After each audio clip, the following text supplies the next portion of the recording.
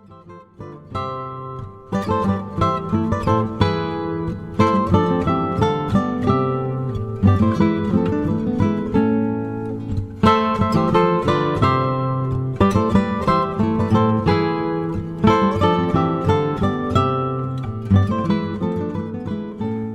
Tudor History and Travel Show is a podcast that brings Tudor history to life by exploring Tudor places and artefacts in the flesh. You will be travelling through time with Sarah Morris, the Tudor travel guide, uncovering the stories behind some of the most amazing Tudor locations and objects in the UK. Because when you visit a Tudor building, it is only time and not space which separates you from the past. And now over to your host, Sarah Morris. Hello, it's Sarah, the Tudor Travel Guide here. Welcome to this month's episode of the Tudor History and Travel Show. This is just a note to say that if you are hearing this, then you are not currently part of my membership programme and will only be hearing the first part of each show. In order to access full episodes of the Tudor History and Travel Show, you will need to become a member of my membership site, The Ultimate Guide to Exploring Tudor England, via the link in the description associated with this podcast. Welcome, dear listeners. Today I have headed into central London and actually to the National Portrait Gallery to see the new exhibition, which you are going to be hearing all about in a moment with our expert guest. In fact, let's just dive straight in because there's so many treasures to be seen here. I must admit, I haven't been to the National Portrait Gallery since it's reopened. So A, that's very exciting. And B, I've heard some wonderful things about this exhibition. And having just had a very quick tour, I can tell you there are some real gems in the offing for us to find out about. And our expert guide today is Charlotte Bolland. Hello, welcome to the show. Hello, welcome to the National Portrait Gallery and to the exhibition. Yeah, and it's lovely to meet you in person because we have in the past done a podcast about Jane Seymour's portrait after its restoration, but lovely to be here. Yes, exactly. Okay, we're standing in this wonderfully cavernous space, as people can probably hear from the acoustics here. And before we talk about this exhibition, first of all, perhaps you could just introduce folks and tell them what you do here at the National Portrait Gallery. So I'm the Senior Curator for Research and 16th Century Collections at the National Portrait Gallery. And we are a very kind of chronological institution. So I'm very specific in that I hand over to my colleague, the 17th Century Curator, the death of Elizabeth I, 1603, then who knows what happens. It's the future from my perspective. So a very, very specific role looking after the Tudor portraits. Well, I can totally understand that. I'm pretty much the same myself when it comes to history. So 1604, what's that? We'll be getting on with the podcast very shortly, but I just wanted to let you know that due to unforeseen circumstances, a spot has become available on this September's Rise and Fall of Anne Boleyn tour, which runs from the 2nd to the 8th of September. That's this year, so just in a couple of months' time. So if you are looking for a fantastic Tudor adventure, we have an action-packed itinerary that takes us to see some wonderful places behind the scenes off the usual Tudor trail, and with a whole smorgasbord of Tudor experts to enrich our knowledge of Tudor history. Now, if you're interested in finding out more, then you need to head to Simply Tudor Tours at www.simplytudortours.com and search for our Rise and Fall of Anne Boleyn tour, which you'll find in the main menu for all further information. But if you are seriously interested in booking your place, then I recommend that you email me directly, sarah@thetudortravelguide.com, for further information on costings and to, of course, express your interest. So that's all I wanted to say on that front. Of course, we are still booking for our Anne and Elizabeth tour, Mother, Daughters, Traitors, Queens, which runs in May 2024. Again, you'll find out all the information from Simply Tudor Tours website. All right, well, that's all I wanted to say. So let's go back to the podcast. Now, I mentioned that the National Portrait Gallery has just reopened after quite a long period of closure. So could you just tell us broadly what's been going on here? So we've just had our 1-year anniversary since reopening with this kind of transformational project that's really kind of reviewed the whole way we displayed the collection, new spaces, and had a great, exciting opening last summer. And so we now have this wonderful kind of large space to work in. And this is the first historic exhibition that we've had since reopening. So it was an incredibly exciting opportunity to get the chance to think about the kind of queens, not only in their own time in a very sort of 16th century space, but to use the much larger spaces of the new galleries to think about the kind of afterlives and the representation of the queens and how we kind of meet them in the 21st century. So is that the main thrust of this exhibition, to get people to think about how we see people according to the lens of the time in which we live? Exactly, because one of the things when we think about the queens, there are so many layers to kind of peel back, thinking about all that we know from history books, but also from novels, plays, opera, films, all those kind of different voices and sources in our head when we think about the queens. And so I wanted to kind of explore that a bit, to think with visitors about where these stories come from and how we tell stories about the queens, before then kind of going back in time 500 years to the 16th century to kind of meet the queens on their own terms through their portraits and possessions, but also thinking about the stories that they told about themselves. Kind of, they've been held up over time as kind of certain sort of stereotypes of kind of female behaviour, female life experience. What were the stories that they used to kind of shape their own narratives in the 16th century? Interesting stuff. Is this a particular area of interest of yours? I'm wondering what stimulated this as the primary perspective or lens that you wanted to sort of start with for this exhibition.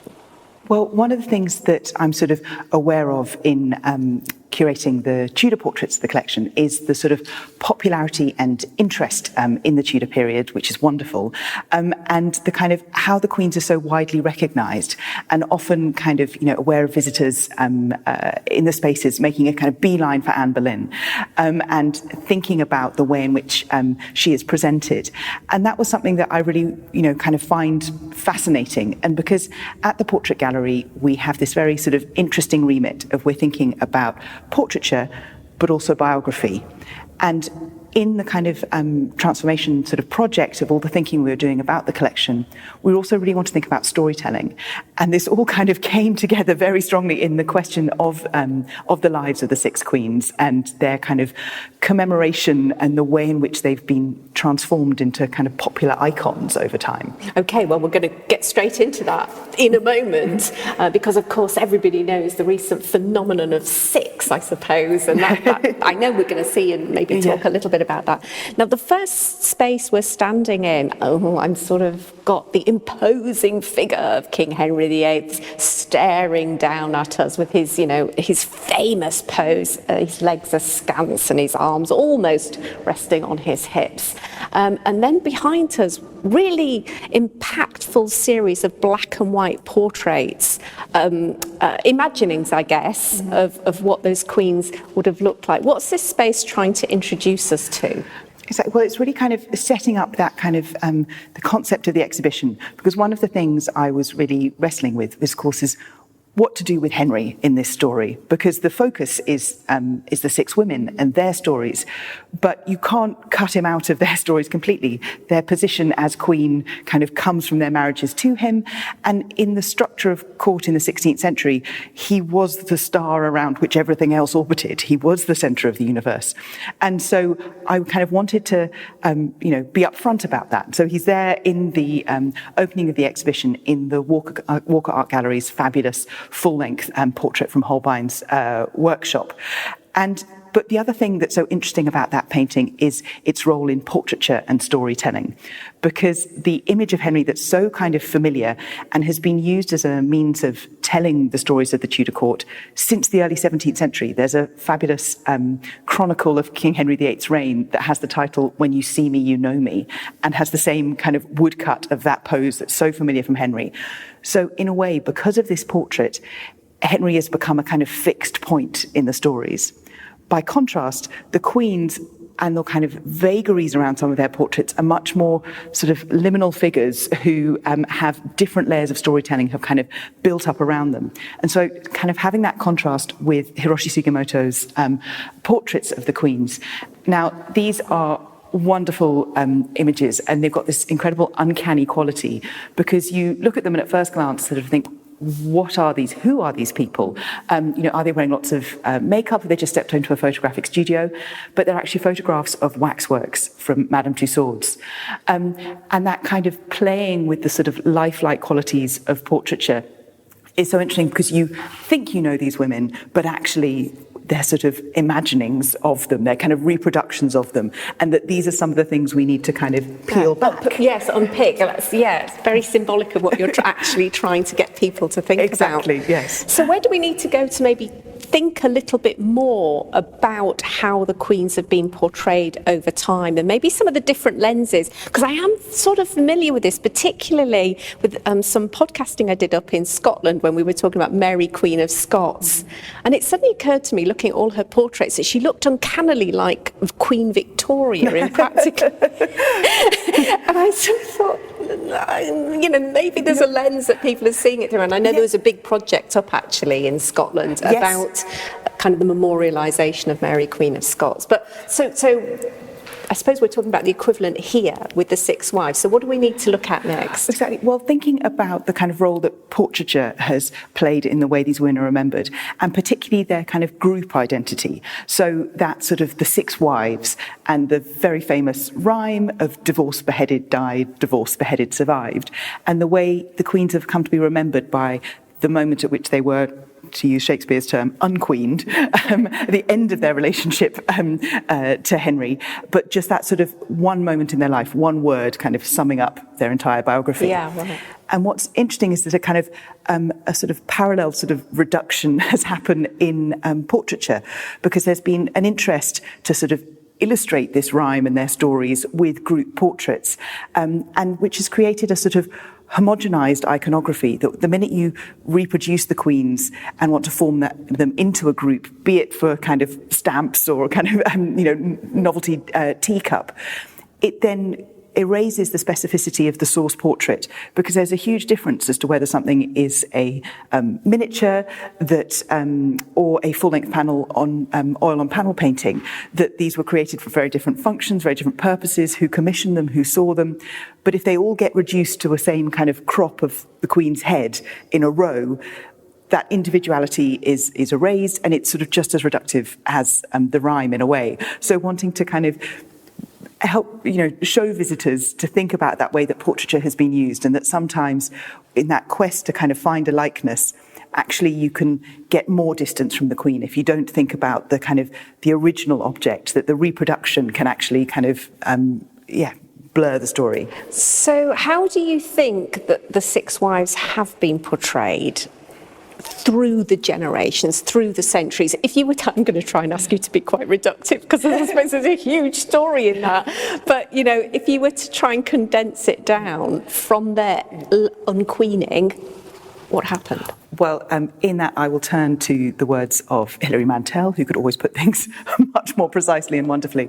And she spoke in her Wreath Lectures in 2017 about how some stories bear retelling, they compel retelling, about the last days of Anne Boleyn, and that there's something in these women's stories that people have wanted to kind of return to again and again, because there is enough information for the facts, and the facts are so sort of outlandish almost of the kind of sequence of events.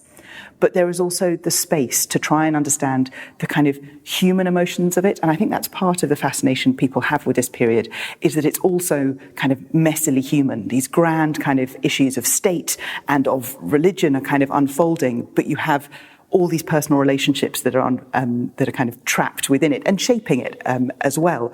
And so people have kind of returned to that. And there's this great bridging between fact and fiction that has, been, again, going on for centuries, where the historical imagination is used to kind of fill in some of the gaps.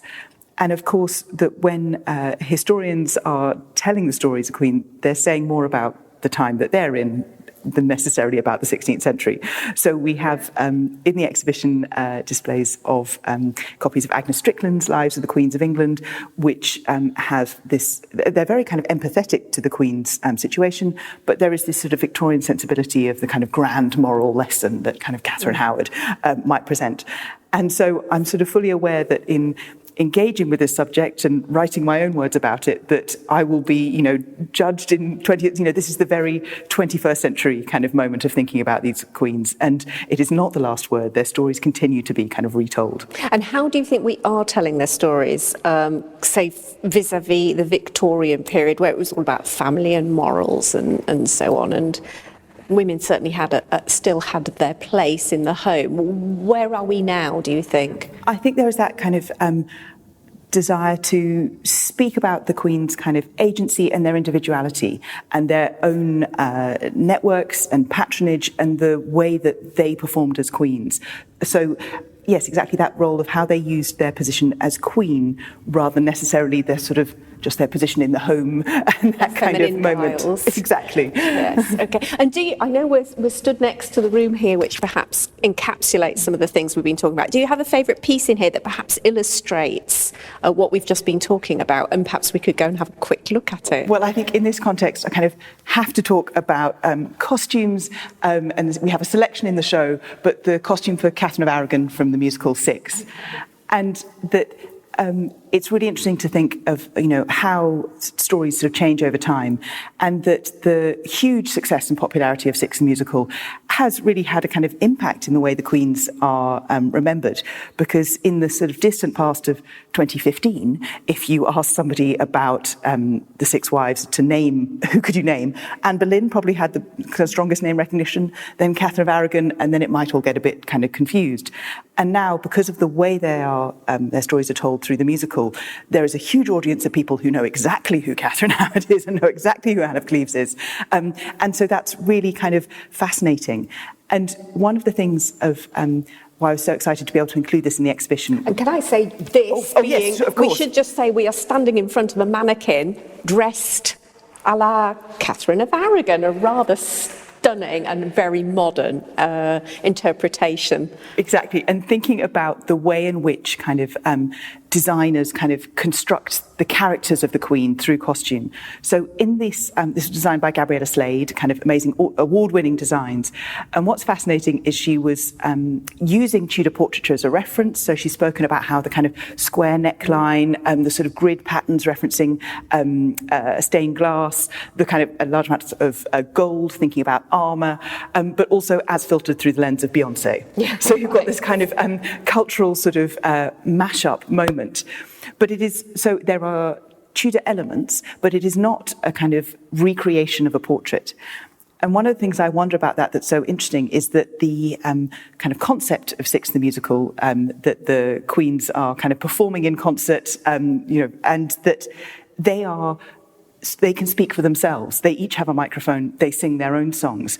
So where a portrait is used to, in the kind of famous term, to make the absent present, you don't need that for the performers in the VI musical because you're meeting the queens. They can speak for themselves. And so that idea of needing a very literal 16th century presentation to be able to go, oh, which queen is this? You don't need that because they have their own voices. And I think that's sort of playing on the role of portraiture in the kind of construction of character and the freedom you have if the queens can speak for themselves. Yeah, absolutely. So, I mean, it is so interesting, this point about the fact that you literally cannot separate your interpretation of the storytelling from the time you live in. It's impossible, isn't it? Yes, very much so. And that kind of awareness, and that's one of the things to think about, that I'd love kind of visitors to think about and coming to the exhibition, because obviously I'm a kind of passionate advocate and fascinated in history, but the sort of space there is in history, because you're always kind of having to construct a story, even when you're being incredibly kind of factual to only ever things that are kind of known about. From the vast sea of information, the writer is selecting information to kind of construct a story. And so all our kind of thoughts of our own time and our own biases will of course be built into that. And that's fine. And you just need to be aware of it, that in any attempt to kind of seek an authoritative final word that is actually, nailed on, we know this is all that happened, is never going to be the case. It's interesting, isn't it, to think what's going to come next. What's the next 100 years hold in store for the six wives when we're all gone? Exactly.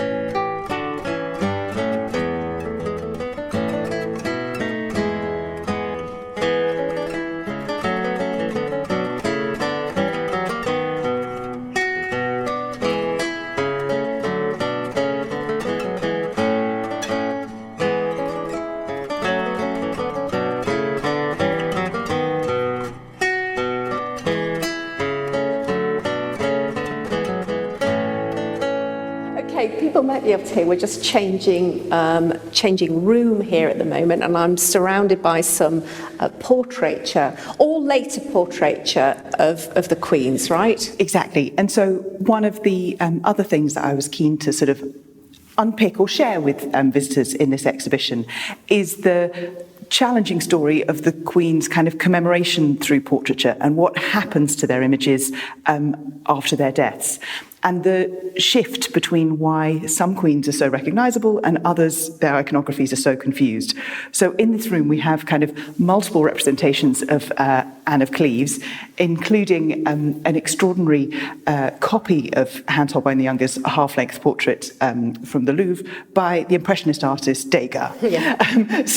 And what's kind of the point of thinking about this is that the reason why Anne of Cleves is so recognisable is because her portrait has long been celebrated as a work of art, that she transitioned into sort of being the king's sister, so there was no need to kind of aggressively kind of destroy her imagery. And then once, as Holbein was such a celebrated artist, it entered private collections that, including the Earl of Arundel's in the 17th century. So we have etchings by Holler of copies of this Anne of Cleves that then get reproduced and reproduced and reproduced. And so in this painting by Degas, it's sort of nothing to do with Anne of Cleves. It's about Degas looking at Holbein. And so that is why she is so sort of familiar, but oddly, it doesn't actually help us with her story and her individuality. It's about the kind of art. Whereas by contrast, the queens whose images have become confused are kind of encapsulated in a series of engravings we have from a late 17th, early 18th century French history of Britain. And that idea I was saying about the desire to collect the queens into sets. And so when writing a narrative history, it's like we need to have images of all the queens. And great effort, great lengths were gone to try and source accurate images, and kind of, research was undertaken. But they had the challenge with Anne Boleyn and Catherine Howard that nobody had sort of preserved the crucial window, kind of 50 years after your death, is when you need to be remembered. And as they seem to have been kind of deliberately forgotten, and perhaps their images were deliberately destroyed, there is this gap. For Anne Boleyn, intriguingly, that her kind of reputation is restored slightly through her daughter Elizabeth, that in the late 16th century, suddenly there's a moment where actually you do need to celebrate Anne Boleyn as Henry's wife because Elizabeth has to be legitimate. And so she kind of gets brought back into the story of English history. Whereas for Catherine Howard, there's no kind of redemption narrative. And so it seems that one of the images that have come to be reproduced widely as Anne Boleyn was again in her family possession in the mid-17th century as a collection of Holbeins, and a kind of deliberate decision to turn a Holbein drawing that they owned of a woman in a gable hood to say, right, this is Anne Boleyn. And then that gets reproduced for centuries afterwards.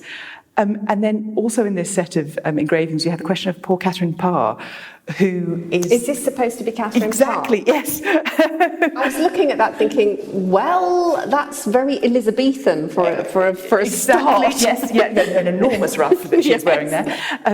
And so the query, yes, that you have here. So Catherine Parr was the queen who was most interested in portraiture, commissioned many artists, but of course, because she died so soon after Henry's death, after her marriage to Thomas Seymour, and her daughter died, and she was the sort of peak of her family's representation, that there was no one to kind of do that concerted remembering after her death.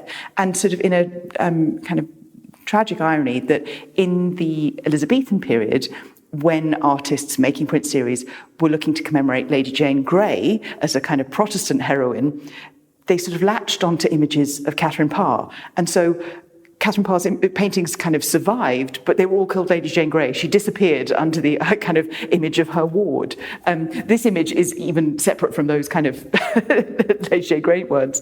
And it does look a little bit like a kind of Mary Queen of, like a French imagined Mary Queen of Scots. It really does, doesn't it? I mean, if it didn't have Catherine Parr, I would be absolutely none the wiser. Particularly as we now have some lovely portraits of her, don't we? Yeah. Okay, good. So where do we go in our storyline from here? Well, so now kind of moving back to the 16th century, so kind of armed with the knowledge of how we, why we think the things we think about the queens already, to then kind of come back into the 16th century and to think about the sort of performance of love and storytelling in that context at court. And so in this, Henry VIII has to make a reappearance, and I was so excited to be able to borrow this from Royal Armouries, which is Henry's armour from 1540, so made for celebration of his marriage to Anne of Cleves, or the May Day jousts. And so it was wonderful to be able to include this, to think about kind of Henry's physicality, just that sense of, made-to-measure armour shows the way he was a very tall man, a physically imposing man. I did enjoy perhaps the sort of juxtaposition with, which you can see at the kind of end of the vista, of sort of Holbein's image of Henry, the kind of myth of Henry, and then perhaps the more reality. The profile, you can see, the impact of all the weight he'd gained after his jousting injury. But also thinking of Henry as a husband, because one of the things in this exhibition of including Henry is that for all the huge changes that happened during his reign and the impact that they had on English society for centuries, thinking about Henry as a husband, one of those elements that I was think so important is his love of acting and performance as a kind of chivalric knight, being the hero of his own story. And this was the world that the queens had to navigate. This was the language, his language of love, was all about that kind of showing off and telling stories. I always find it so intimidating to stand in front of this particular set of armour. I always feel like I need to say, sorry, Your Grace. He's quite, and as you say, huge girth there at that time. Goodness gracious. So as you say, we're going back in time now to the 16th century, and the way you've organised this is you've got a general room here, which is about the women at court, and then we go into to look at the individual wives and the portraiture and the artefacts associated with them. To see each of the kind of queens in context. So one of the things you will have noticed in the works we've already seen is that this is perhaps the most kind of diverse exhibition the gallery's put on in terms of the range of material we are displaying to kind of tell the stories of the queens. So it's not only paintings and photographs, but as you saw, armour. We have here a tapestry. Later in the sections for each of the queens, kind of musical instruments, amazing metal work, textiles. So a really kind of, I wanted to share some of the magnificence of the Tudor court to really set the women in context. And actually, if I could just interject here, because as I say, we did have a quick walk round. I think that's one of the things that just jumped out at me so much. And you've got books, you've got letters, you've got jewellery. I mean, some really rare pieces that I haven't seen. So anyway, I just wanted to emphasise that, because folks, you really need to come and see this. Okay, now we're in this room called Women at Court. What are we trying to do here? So yes, I think with this, so we've got an amazing group of portraits by Hans Holbein the Younger, thinking about the kind of people who surrounded the queens and their roles in their stories. So we have two beautiful small portraits from Vienna of servants in the royal court. And of course, the servants were witnesses to all the extraordinary events. Some of them were called to kind of testify. And also thinking about some of the women in service, such as the Susanna Horenbout and her role with Anne of Cleves. So really important to kind of acknowledge this huge group of people within the court. And you've got the little miniatures here of Susanna, haven't you? Is that Susanna? Well, not necessarily. So unidentified kind of woman that kind of cases have been made for the identification of these portraits, but haven't yet kind of firmly sealed it all down. They really are beautiful. I presume they were a pair because exactly. Yes, they are husband and wife, and I talk about Susanna in the context of the interpretation because that way in which many couples served at court, that often you were kind of, and she was married to people who held roles at court. So that sort of somewhat insular world that people are living in. And then also ladies in waiting. So 3 portrait drawings by Holbein from the Royal Collection, because of course a number of the queens served as ladies in waiting to their predecessors, and also their roles in kind of support of the queens, but the risks that came with that. So of course Jane Rochford was executed alongside Catherine Howard, and the kind of risks posed to Catherine Parr's ladies in waiting when their sort of possessions were searched for heretical books. So the kind of importance of those figures surrounding the queens. Yes. So one thing is thinking about the kind of perception of women at the Tudor court through the lens of material culture. And there is, of course, the fabulous resource that is the inventory of Henry VIII's possessions. And I've had so much kind of fun in thinking through that inventory about what it can reveal about biography and the way people lived. But so the paintings are selected here because I wanted to give a sense of the stories of women that the queens lived with. So we have an image of kind of Mary Magdalene reading in court attire, very similar to a work described in the inventory as Mary Magdalene looking on her book, the box standing before her. Then we have an image of Lucretia, the Roman noblewoman who killed herself after rape, and this led to the kind of founding of the Roman Republic. And what's interesting is that in inventories of the time, if you have any paintings at all, you have a Mary Magdalene and Lucretia, that these are the stories that are just everywhere. With Lucretia in particular, it offers that kind of happy mix that has happened to art history for centuries, where you get to have a sort of tragic woman who's a model of chastity, but you can also display her naked. So in Joost van Cleef's incredible painting from Vienna, so you can see Lucretia's breasts. So it is that sort of contradictory messaging within it. But Henry VIII loved images of Lucretia, so he had a number of paintings of her that Lucretia decorates, kind of metalwork, tapestries. It's just all over the place.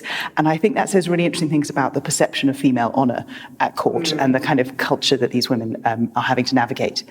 And then finally, this wonderfully unusual image, which maps so closely onto a work described in Henry's inventory of a woman playing upon a lute and an old man holding a glass in one hand and a dead man's head in the other hand. So to translate that into what we're looking at, so you have a woman playing a lute and a man holding a skull and a mirror that reflects the skull. And so it's a kind of, it's a vanitas scene, a sort of memento mori kind of allegory. But really interesting in thinking about music, because music is central to the kind of Henry's court. And that idea of how it, again, perceptions of women and perceptions of kind of appropriate responses and active, that Ben Hebbert's written in the publication really interestingly about how in this period, music was the way to balance the soul, and that you should aspire to a kind of balanced soul.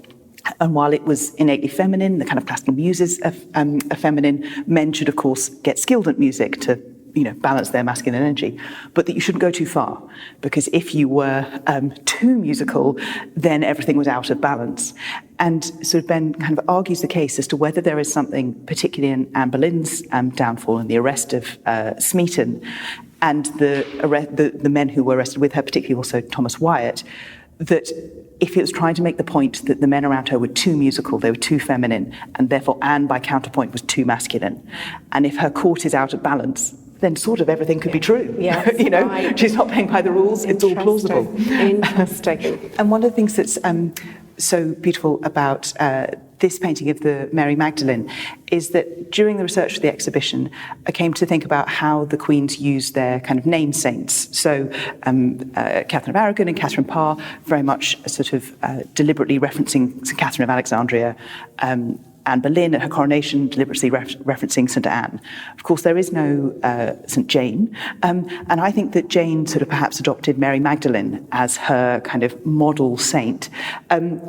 A bit of a commentary, perhaps, on kind of religious conservatism versus reform, or at least being a deliberate counter to Anne Boleyn, because at this moment in the religious conversations, there was lots of discussion about who is Mary Magdalene, that the conservative presentation of her was a sort of a conflation of a number of Marys from the Bible, and religious reformers were trying to unpick that and go, no, this is the one story of Mary Magdalene.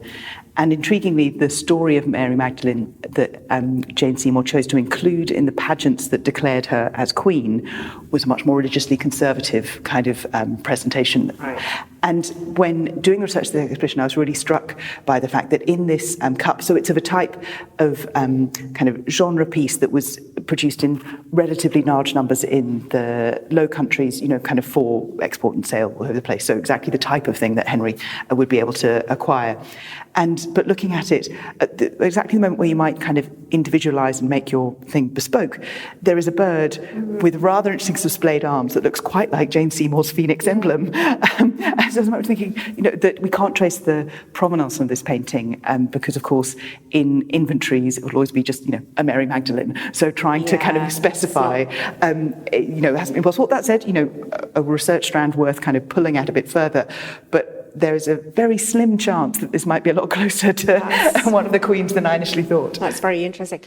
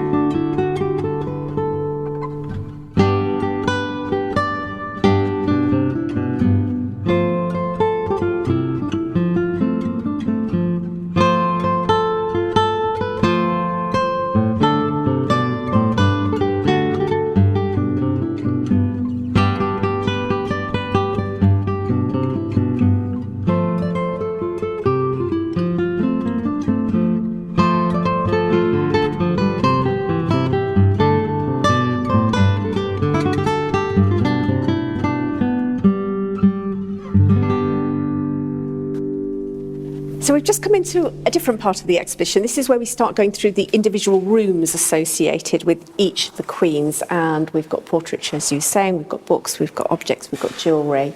So I think what would be really good to do is to just get an overview of what's the theme for each of these rooms. Obviously, people listening will be very familiar with the story of each of the wives. So maybe your interpretation, what you're trying to say, and perhaps then we could pick either the most interesting or the most unusual, most rare, or your most favourite object to go into a little bit more detail in. So here we are, Catherine of Aragon, beautiful portrait in front of us here. Exactly. So this moment to kind of meet the queens on their own time, on their own terms. And so each of the sections has a kind of central portrait to kind of meet them and think about their iconographies. And that thing that I was talking about, the sort of specificity of the way in which they're created.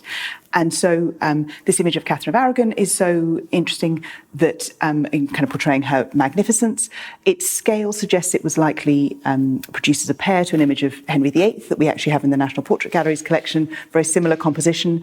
And we know that listed at Baynard's Castle, even after Catherine's death, is a paired portrait of Henry and Catherine. So here she is presented as a kind of individual, but that world of course, the length of her marriage and her in thinking about the construction of her imagery. But so each of the section kind of brings together portraits to think about sort of family networks and close relationships and the sort of key figures. And so with Catherine of Aragon, sort of so much to talk about. But one of the things to think about was about the, of course, her Catholicism and the kind of religious changes that came about as a result of her of the divorce. But what I wanted to think about here was one kind of just to pull out of the different kinds of objects we have in this exhibition, and the way in which twisting the kind of perspective to think about the queens has kind of shaken out some interesting crumbs about other individuals at court. And so what we have here is a copy of The Institution of Christian Marriage, which was a treatise on marriage that the humanist Desiderius Erasmus kind of wrote for Catherine of Aragon. It was a rather long-running project that was kind of running late. And so it actually arrived in 1526, which was incredibly poor timing because it was the moment at which, Catherine did not want to hear about the rationales for divorce in the context of marriage. But what's kind of particularly fascinating, so that sort of says something about, kind of Catherine's patronage, that Erasmus had praised her sort of education and so her work as a kind of a patron of humanists, that it has on it, this book, an incredibly intricate and beautifully designed frontispiece by Hans Holbein the Younger, because Holbein was working with Erasmus. It is a reused design, suggesting something about the speed of the kind of the rushed final stages of production, that really showcases Holbein's skill, because it's incredibly innovative in the way that the kind of perspective works, but a slightly jarring juxtaposition of stories. So you have the kind of suicide of Cleopatra in this conversation about marriage. But one of the things that sort of came out is it is inscribed at the bottom. It bears Erasmus's inscription to Catherine of Aragon. So this is the kind of personal, sort of dedicated copy to kind of present to the Queen. Can you read out what it says? So Serenissima Anglia Regina, Erasmus Rotterdam, it gives this to you. Yeah. And so, that's the thing of being able to bring kind of handwriting and, the objects that people have touched. And in looking into this, that in 1526, that this is the moment that Holbein comes to England. And in practical terms, the most likely person to have carried a book that Erasmus signed in Basel to London in 1526 is Holbein. And we have so few kind of fragments of the sort of specifics of Holbein's life that these kind of crumbs are really interesting. And I think it says something, maybe about Holbein's reception in England. So he kind of arrives expecting to make, a great splash. Here's this gift from Erasmus about marriage to the Queen. He has access to the kind of highest of the royal court. And then it doesn't perhaps go so well. Yeah. It's not received in quite the same way. Erasmus is left kind of, prodding Thomas More to try and find more about how the book's been received. And it doesn't seem that Holbein received patronage from Catherine, and that he, of course, makes his great splash the following year at the reception for the French ambassadors, and the moment when Anne Boleyn kind of takes the stage. Yeah, wow, what an amazing... I love seeing that writing there. It's fantastic. Yeah. You can just imagine him in his little study. Exactly. Right, feeling very proud of himself. And from Holbein's portrait, we can picture his study. We can picture Erasmus in his study. Absolutely. Oh, there is just so many. Honestly, I want to talk to you about all the objects, but I guess, ladies and gentlemen, you're listening in, this is why you need to come for yourself, because wherever you turn, you literally won't know where to go next, because there's so many old friends. Let's put it that way. Exactly, yes. Now, we're moving through an archway into Anne Boleyn's section, and here's her beautiful portrait in front of us here, the iconic one with the bee necklace that you will all know and love so well. So introduce us to Anne and her story in here. Well, one of the things that's intriguing about having this portrait kind of front and centre, so this is the one image that isn't actually contemporary to Anne Boleyn's life. So this is the painting from the National Portrait Gallery's collection, one of the incredibly famous works that we have. And it is, and we've long known this, an Elizabethan image. And one of the things that I think is so sort of intriguing about it is that it identifies Anne as wife of Henry, but not as queen. And I think it says something interesting about her commemoration in the Elizabethan period, as I was saying earlier, that her marriage to Henry had to exist because Elizabeth had to be legitimate, but nonetheless she couldn't be fully rehabilitated to say that, she'd been wrongly executed and be pardoned, because that would mean that Henry had murdered Elizabeth's mother, so this kind of difficult position that she has, her sort of reputation sits within. And I think it is intriguing in this context, the famous bee jewel, because we, from the inventories and from the one image of Anne that we have in the exhibition that definitely survives from her reign, which is the famous medal from the British Museum, which has AR. So we know that there's kind of Anna Regina is how she presented herself, or HA, kind of intertwining her initials with Henry. That to have a kind of B image, her Boleyn identity, is perhaps says something more about how the Elizabethans are thinking how to commemorate her and identify her, rather than how she presented herself. Because I think the minute she could be queen, that's the priority of her identity. Do you think that B has been made up then? Well, so that I haven't found as yet, and absolutely kind of research question to follow, that I haven't found a B jewel referenced kind of, in the sort of descriptions of things, and that use of your sort of family name. The one person who does do it, of course, famously is Catherine Parr, and we have a letter written by her, signed by her in the exhibition, and she wrote kind of Catherine the Queen KP.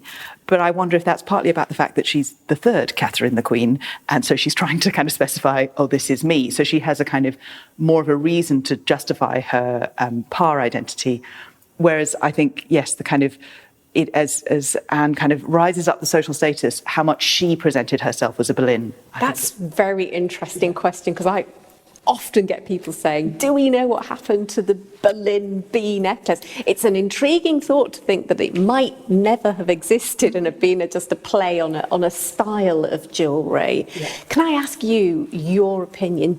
How close do you think this is to Anne's likeness? Because there are different images of her. There's the Holbein sketch as well, which does look quite different to me anyway. Yes, it does look quite different, and that's often been one of the things that's counted kind of against the Holbein sketch and people's interpretation of it, but to sort of throw the cat among the pigeons kind of thing, that question of saying that because this is an Elizabethan image, that there's every chance that this isn't actually related to any kind of source image. So we used to catalogue it on the, it used to be assumed, thinking, oh, this must be based on a lost portrait made during her time as queen or kind of just before that. And that is a very logical and plausible assumption kind of to make. But at the same time, there is no proof of that. And that kind of question of, you think about, because all the portraits of Anne that survive from the late 16th century are, kind of part of portrait sets. And if you think of the artist having to solve this problem, how are they going to find a portrait of Anne Boleyn? What is their source image going to be? And so one kind of hypothesis, and Edward Town at the Yale Centre for British Art has been doing lots of research thinking about this painting in particular. Does the artist sort of start with an image of Elizabeth and work backwards? Is it like, what are the sort of key, features to then construct an image of Anne? It is a real kind of conundrum and fascinating, but that it can't, I don't think it can be assumed that this is definitely relating to a lifetime portrait. Okay, all very, you really have put the cat amongst the pigeons there. Thank you so much. We love a good cat among the pigeons. Is there any artefact in here that perhaps we would just like to highlight before we move on? So many treasures, and to say that kind of during the kind of installation of this exhibition, there's an extraordinary moment where kind of boxes, works come out of cases, and the number of times you kind of get chills as things come out. So when I pick things, there are sort of, at least 6 other things in each room that kind of nearly brought me to tears as they emerged. You literally have to be one of the luckiest people to be able to handle all of these. I mean, some of us are lucky if we ever get to handle one, let alone all of them. Oh, I will defer on the handling, that the Conservators are the ones doing the touching. I'm admiring from afar. So what are we looking at here? So looking at here, an incredible book of hours, which is speaks wonderfully to that idea of how the queens used sort of stories and exemplars to kind of present their own messages. And so this is the Book of Hours in which Henry and Anne exchanged messages. And so Henry wrote an inscription to Anne in French, intriguingly kind of, wanting to reach out to her in her language, as it were, as Christ of the Man of Sorrows, how much he was suffering in his love for Anne. Anne chose to write her couplet, by loving proof you shall me find to be to you both loving and kind, on an image of the Annunciation of the Virgin Mary. And so a very kind of, it doesn't take too much to join the dots to the messaging of, I will give you a son. And so that's kind of fascinating choice of, where are you going to write your message? Also, you can see that it's the one page in the book that's been trimmed, and Anne's signature has been removed.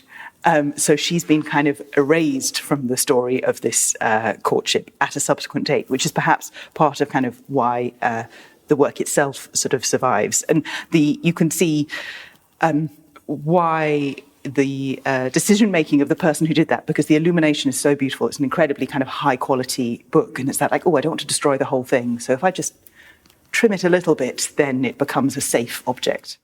I had never noticed that. Is this the book that's from Hever? No, this is from the British Library. Oh, this is the British Library. Yeah. So I'd never noticed that being trimmed off before.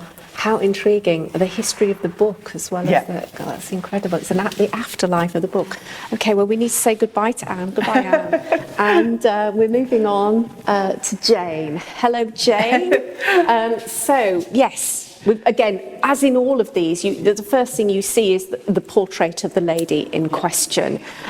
So there's a couple of portraits of her in here, aren't there? Exactly. And one of the intriguing things about Jane is that she is sort of very recognisable because her kind of portrait proliferates, and her also her visual iconography of her emblems survive. But there is very little trace of her individuality, her kind of the material culture associated with her, no kind of letters, books, inscriptions, all that world, because her rise is so speedy. And then that as she dies so soon after giving birth to Edward, that she is kind of instantly, proactively commemorated, both by her family members who want to promote the fact that they are related to the future king. And so as a result, Jane is sort of curiously kind of unknowable, but of nonetheless very recognisable, which this kind of mix. And so in this kind of exquisite painting, that I love the scale of it, and that Jane's portrait is the one that Henry does keep. So listed in his inventory, there is a portrait of Jane with the suggestion, because the way it's paired, that it might have been of a similar kind of small scale. And sort of the kind of emotional sort of resonance of it, it seems that Henry kept lots of Jane's possessions. Her clothing kind of went into storage at Whitehall Palace. And that idea, though, of just perhaps a glimpse of a kind of character of reading into an inventory, that amongst these possessions are described two slips of embroidery, one of a lily pot and one of a falcon and stump. And the lily pot is also associated with the imagery of the Annunciation and the kind of the Virgin, and the falcon and stump is, of course, Anne Boleyn's emblem. And I do wonder if this sort of places Jane kind of at Anne's side, kind of embroidering a gift for Anne's lying in, that then gets kind of quietly put aside kind of after Anne has her sort of final miscarriage and Jane starts her sort of meteoric rise.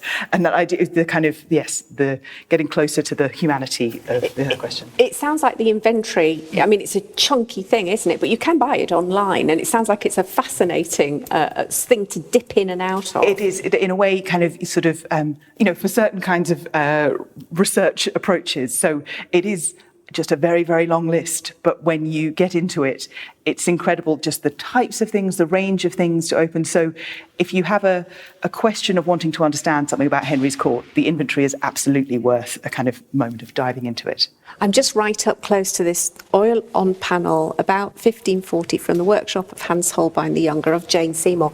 And I just couldn't, that embroidery, the gold round her headdress is exquisite, isn't it? The kind of the skill of it. And this is such a wonderful painting because of its kind of smaller size, and it really draws you in and kind of encourages that incredibly close sort of engagement with it at the details. What's intriguing, and you can see with the comparison of a larger scale version of the portrait that's in the gallery's collection, which is on the kind of wall behind, is the gallery's portrait is unfinished. And so it is missing the kind of intricate gold embroidery in her sleeves, the details of the jewels, and the question of why it is unfinished is sort of been a long thing, and we don't know. We only have the object to work from, and so there's the query of whether it might have been commissioned by the Seymours, and therefore, with the downfall of Edward or Thomas in Edward VI's reign, a bill wasn't going to be paid, and so it just got set aside. But there is also the rather more kind of dramatic possibility of, what might cause you to walk away from a project midway through, that if Holbein dies of plague, you're going to shut up a studio quite quick from that kind of moment. Could that be the portrait he was working on? I think within his studio. Yeah, exactly. So I'm noticing the jewel round her neck, and then I couldn't help notice in another cabinet a jewel that looks very, very similar. And I thought you was probably, it's just a repro, just to shut up. But no, this is enamel gold, hessonite garnet, a peridot and sapphire from 1540, 1560. So this is a real Tudor. I don't think I've seen one as beautiful as that. So that very sort of, sadly, none of the jewels kind of that we know were owned by the Queens kind of survived. Yeah. The things that are listed in the inventory. But the Victoria and Albert Museum has an extraordinary collection. And among this, they have lent two works which are very similar to the jewels that Jane wears in her portrait. So an IHS jewel with diamonds, and yes, this kind of pendant. And I was so excited to be able to include these in the exhibition to give, again, that sense of the magnificence of court, the kind of scale of these jewels and their kind of incredible stones. And also, of course, because through the jewels, a number of the queens kind of inherited the jewels of their predecessors. And so you can see similar jewels appearing in other portraits. So particularly that kind of pendant that is in the portrait of Jane Seymour also appears in the portrait that's probably Catherine Howard. And one thing that I didn't expect, which is you kind of learn about as an exhibition comes together. When you're installing, suddenly the objects start having different conversations with each other. And these two jewels are displayed alongside portraits in miniature of Jane Seymour and Henry Fitzroy. But the way in which miniatures are described in inventories as being kind of part of tablets and part of jewels, suddenly when you see their scale next to examples of jewellery, like, oh, this is so plausible. They wouldn't have seemed kind of bulky or out of proportion. They would have fit very naturally within the kind of the types of jewels that the Queens were wearing. Absolutely. And that IHS jewel in diamonds, that is exquisite. I don't suppose we know the provenance of where they came from, do we? No, that they don't. And IHS jewels were kind of quite popular. So a number of them appear in kind of inventories of Princess Mary's jewels and in possession. So it's, yes, impossible to tie down kind of exactly. But yes, of things that draw the eye, they are wonderful. Whoever owned that was seriously at the top of Tudor society, whoever it was. Okay, let's move forward. There is a book in here which I know is particularly precious. Do you want to describe it to us? Yes, so this is really interesting. So it's a copy of the Great Bible, the sort of translation of the Bible into English that was ordered to be present in every parish church. And this copy is from St John's College, Cambridge, and wonderful research has been going on into it, led by Ayol Poleg at Queen Mary University. And because this seems to be a copy ordered by Cromwell himself, printed on vellum in France, so an incredibly luxury presentation copy, and then illuminated kind of in England. What's so fascinating about this is the kind of choices that Cromwell has made to sort of personalise this copy. So you could see a portrait of Cromwell handing the Bible to Henry in the centre at the top of the composition. And that's actually sort of technical analysis has shown a sort of portrait in miniature that's been kind of cut out and stuck on to kind of specify Cromwell's involvement. Why I wanted to request to borrow it and include it in the section of Jane Seymour is because of the choice that Cromwell made in the bottom right corner, which in the sort of print that's the kind of source for the composition underneath is a woman with children. And Cromwell's kind of had it overpainted with a woman wearing gold and silver and red, so clearly incredibly regal. And in that kind of colour composition and the gable hood, it does sort of echo Jane Seymour's iconography. By the time this book was published, Jane Seymour had died, but Cromwell is kind of putting together the proposal for Henry to form a kind of new marriage alliance. And that this book and this image is sort of making the case, using Jane's memory for the role, to show the role a queen could play in disseminating the word of God, in kind of Cromwell's reforming agenda. So he's kind of using Jane to kind of encourage Henry in that direction. Wow. I know we haven't got all the time in the world. They look like they're other familiar figures. Do you think there are other actual people from the Tudor court depicted exactly on that yes, I think so, that there are the kind of research into this is ongoing, because as you can see, that's incredibly detailed images, and unpicking who's who is a tantalizing project on the to-do list. What great fun that would be.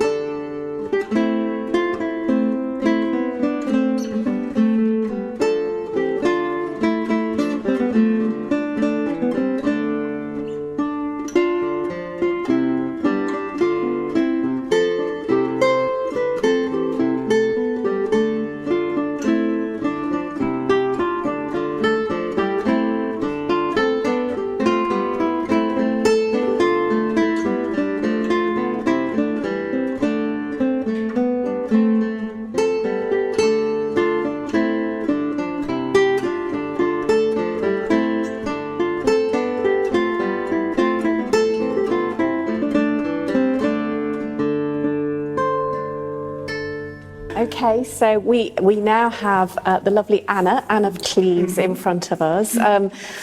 So tell us about this particular room. What was the theme that you picked up on for Anne? So really wanted to think about the kind of different culture that she came from.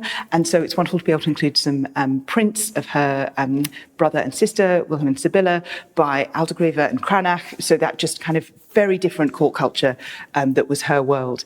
And to be able to borrow this portrait from St John's College, Oxford, which is likely the one that was kind of first shown to the English delegation prior to Holbein being sent. And this is the sort of image that they critiqued for Anne's monstrous apparel, and which had sort of prompted the rebuke from the Chancellor of, would you see her naked? But in that rebuke, I did kind of wonder if, again, what are the stories that are at play? Where would that kind of response come from? And I wonder if it's a bit of thinking about the story of the Judgment of Paris, of Paris and the kind of golden apple, asked to judge between the three goddesses, which is the fairest, and in choosing Venus, sets off the events that leads to the Trojan War. Because there is this sort of orangey fruit here in the kind of front of the balustrade that could well be a golden apple, because that idea, it was common kind of iconography in German betrothal imagery, and that idea that whoever holds the golden apple holds all the virtues of the goddesses. So in this, Anne has all the virtues, but in the German kind of iconography, often the goddesses are shown naked. So I think that idea of kind of judging portraits and judging women, and kind of the story of the Judgment of Paris underpins the kind of Chancellor's retort of like, no, are you going to see them naked? No. But that sort of, again, that kind of whole sort of cultural infrastructure that sort of draws on the way we sort of tell stories, and that Anne's story kind of, I think, is about a mismatch of cultural expectations, and also Henry's kind of fantasy as a king. And that's one thing that was lovely to be able to draw out, because one of the kind of great joys of thinking about an exhibition as opposed to sort of writing a book is you're thinking about how to tell a story through objects, through works, and to bring sort of things into conversation with each other. And so in this space, I was able to borrow from the British Library 2 maps. One shows the English proposed route for Anne of Cleves to come to England. Can you just point out what we're seeing on this? So it's quite, the geography is quite challenging to read, but the key thing is the ships of the English Navy is the main thing, because what this was proposing was to do for Anne to be kind of collected by the English Navy, and so as a kind of naval raid at the heart of Charles V's kind of territories to show off the power of the Navy. So you have all the kind of different ships at sea with then the kind of map working out the different things that, kind of here's Calais over here, it's here's Bruges. Yes. And I presume the little St. George must be exactly, England. Yes. And this map was supposed to have left Henry marvellously inflamed. So this was the dream. It was like, great, I'm going to go and rescue my princess by sea and show off to Charles V. The Cleves delegation said no, because it was winter. They thought Anne might get ill on a sea journey, and said, no, we're going to ask Charles V for permission. We're going to come by land. We're going to cross a number of miles each day. It'll be a kind of procession. And so the second map is slightly easier to read in terms of the geography. You have kind of England in the lower right corner, but shows the dotted line of Anne's kind of processional route to England to get to Calais and then to cross across to Dover.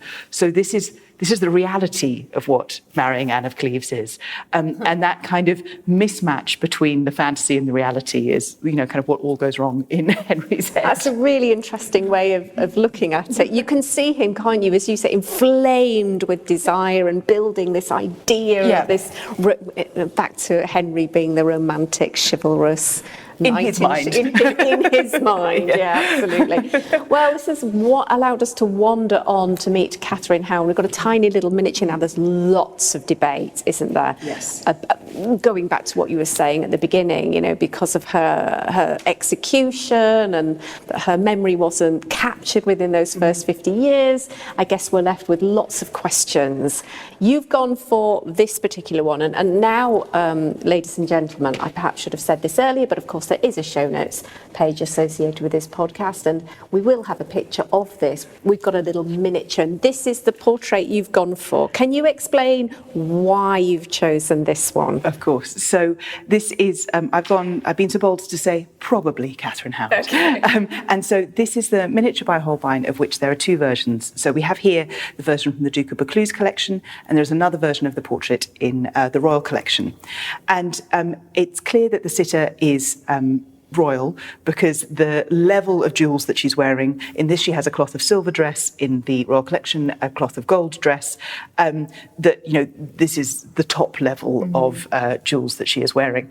And then the work that historians have done matching some of the jewels that she's wearing to the inventory that survives of Catherine Howard's jewels. We have a few pages of the inventory on display in the exhibition, and it's a fabulous source for kind of Catherine's sort of rise, reign and downfall, because it has all the gifts that she was showered with by Henry. Then it has the kind of annotations with gifts that she gave to Elizabeth and Mary, and then it has the list of the jewels that Henry took back after she's sent off to Sion. So in that kind of matching of the jewels, that I think it is likely to be Catherine Howard. That one of the queries sort of against it has been that idea of why would Catherine have her miniature painted? What was the window of opportunity? And I think that in the sort of preparations perhaps for the great progress to York to meet James V of Scotland, and where there were sort of daydreams that you might all come together, that she would be pregnant, her son would be Duke of York, she would be crowned. So in the preparations for that, when there are reports as to how, all the craftspeople are making everything to be magnificent, it's highly plausible that miniatures could be created in that context. We also know that Marguerite of Navarre was kind of sending requests to try and get Catherine's portrait. She was really interested in it. So there was kind of reasons why her portrait might have been made. And there's also, in the research for this exhibition, a little bit of kind of Catherine's potential agency in this situation, and that idea of her interest in the arts and working with Holbein, because we have also on display a page of cipher designs by Holbein. And these are always, incredibly complicated and impenetrable. But a number of years ago, a scholar, Vanessa Braganza, did the amazing job of decoding a large oval cipher that's in the bottom of the page, and finding the words Henricus Catherine Rex. And so that obviously raises the question of which Catherine, because there's a choice of three.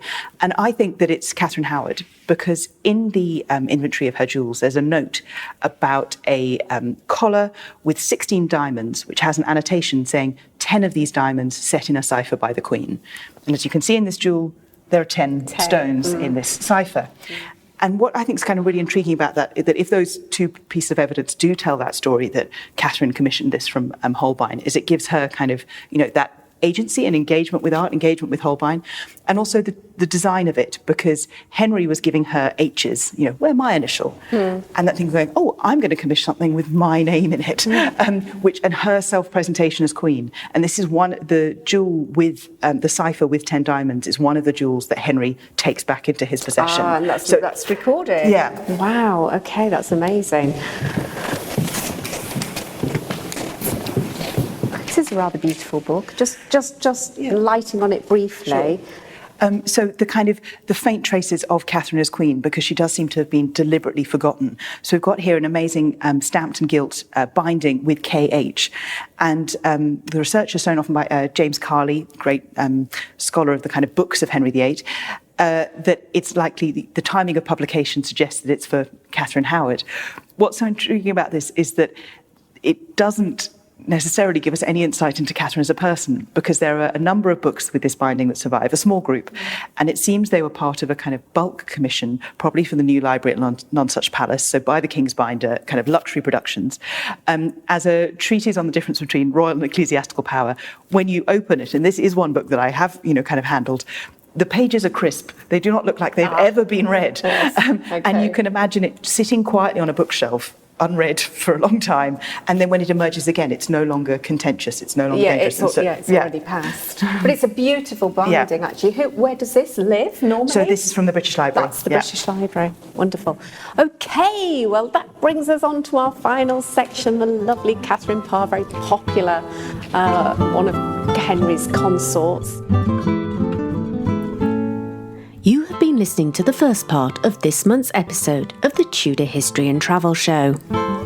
The remainder of this episode is only available to members of my membership site, The Ultimate Guide to Exploring Tudor England. To join the waitlist to become a member of The Ultimate Guide, click on the link in the description associated with this podcast. You will be added to the waiting list, and I will email you just as soon as the doors to the membership next reopen. I'll see you there.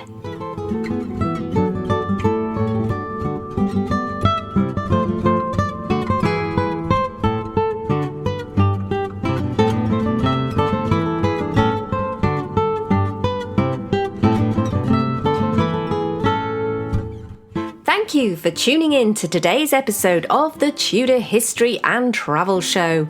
If you've loved the show, please take a moment to subscribe, like and rate this podcast so that we can spread the Tudor love. Until next time, my friends, all that remains for me to say is happy time travelling.